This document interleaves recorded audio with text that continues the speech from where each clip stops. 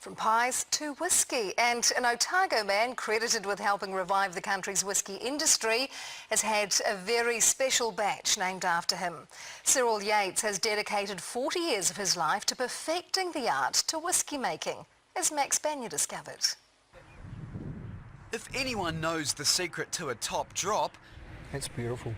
It's a man who's dedicated 40 years to the world of whiskey. It's got to be made properly all the way through, and then it does its maturation in the barrel before it comes out as liquid gold. That's exactly how Cyril Yates describes this brand new 18-year-old single malt launched in his honour.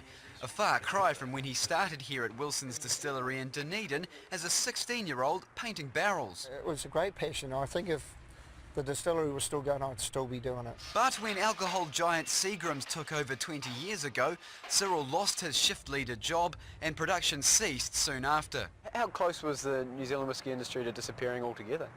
I think if Greg hadn't come along, it would have slowly whittled away. It would have been gone, actually. Instead, Greg Ramsey's company bought the remaining 600 barrels in 2002, and Cyril's passion earned him a consulting role. We needed that really original story of how the whiskey was made. So Cyril, he just knew the whole story from go to woe.